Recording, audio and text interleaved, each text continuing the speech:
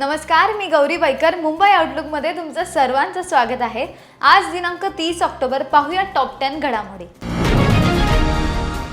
गेल्या 36 तासांपासून बेपत्ता असलेले पालघर विधानसभा मतदारसंघाचे शिंदे गटाचे विद्यमान आमदार श्रीनिवास वनगा यांचा शोध लागलाय.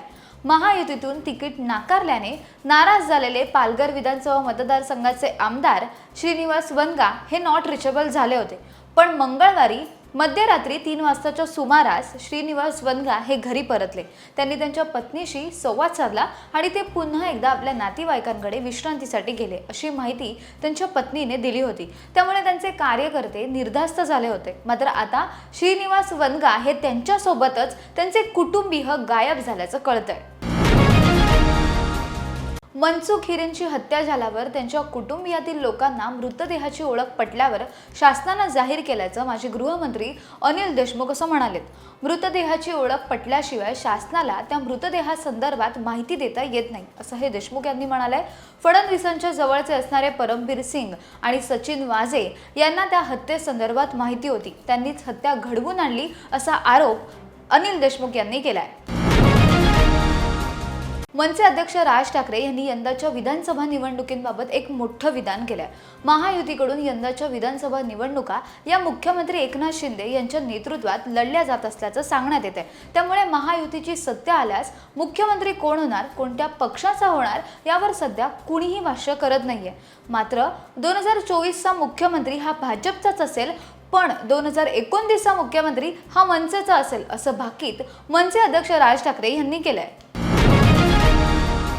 महाराष्ट्रात विधानसभा निवडणुकींचं बिगुल वाजल्यानंतर आता राज्यात सर्वच पक्ष जोमाने कामाला लागलेत. अशातच आता पंतप्रधान नरेंद्र मोदी आणि केंद्रीय गृहमंत्री अमित शाह यांचा महाराष्ट्र दौरा होणार आहे. येत्या 7 नोव्हेंबर ते 14 नोव्हेंबर या दरम्यान पंतप्रधान नरेंद्र मोदी हे महाराष्ट्रात येणार आहेत. या काळात ते महाराष्ट्रातील विविध मतदारसंघात देखील सभा घेणार आहेत.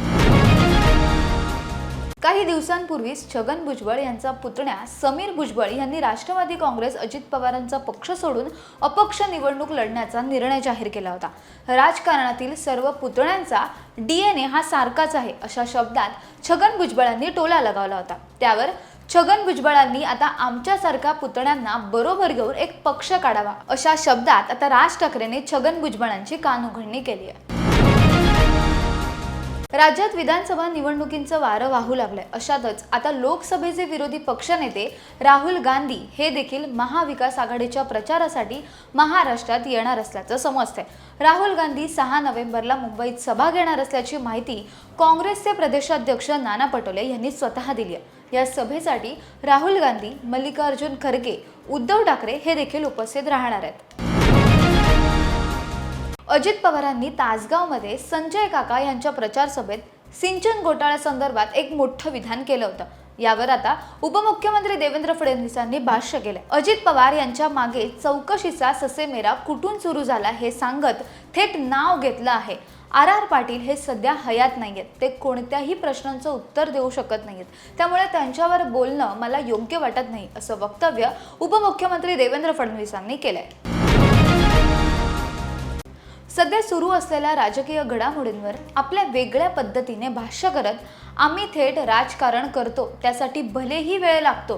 राजकारणात तिरकी चाल खेळणाऱ्यांना काही पद पदरात पाडून घेता येतात, पण अशी राजकीय पोळी जास्त काळ शेकता येत नाही, असं त्यांनी स्पष्ट केलंय. आम्ही लोकांना जोडत जाऊ आणि सत्ता आणू, असा निर्धार त्यांनी व्यक्त केलाय. अशा शब्दात राज ठाकरे यांनी भाजपसह शिंदे सेनेला दाखवलाय ठाकरेवाणा.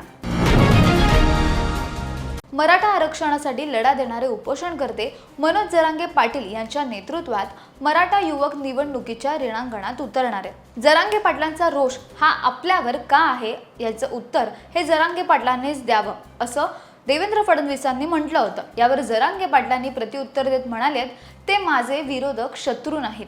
तुमच्यासारखा विश्वासघातकी या इतिहासात कधीही घडला नाही, या भूमीवर देखील कधी आला नसेल इतका विश्वासघाती आहात, अशा शब्दात मनोज जरांगे पाटील यांनी पलटवार केलाय. मी कोणासोबत कॉम्प्रोमाइज करतोय, मी तुम्हाला एक गोष्ट सांगतो, मी जसा विचार करतो मला वाटतं समोरच्याने पण तसाच विचार ठेवला पाहिजे. नसेल तर मग मी काहीही करू शकत नाही. 5 वर्षापूर्वी जेव्हा माझा भाचा आदित्य ठाकरे उभा होता तिथे मी ठरवलं होतं की तो पहिल्यांदा लढत आहे म्हणून मी उमेदवार देणार नाही. तेव्हा मी गुड जेस्चर म्हणून ते केलं होतं. मी आज उमेदवार नाही दिला तर तुम्ही भविष्यात उमेदवार नाही देणार अशी कोणाशीही चर्चा केली नव्हती, असं वक्तव्य राज ठाकरेंनी एका हिंदी वृत्तवाहिनीसोबत चर्चा करताना केलंय.